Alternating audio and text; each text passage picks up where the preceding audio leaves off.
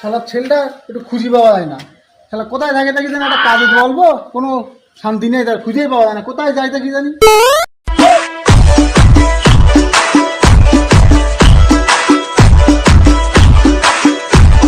এই তোর মোটে খুঁজে পাওয়া যায় না, থাকিস কেন তুই? একদিনই তোর মা কি বলেছে, ডোবের মধ্যে কি ঢুকেছে দেখ। আব্বা আমি খেলা করতে গেলাম, তুমি দেখতিস।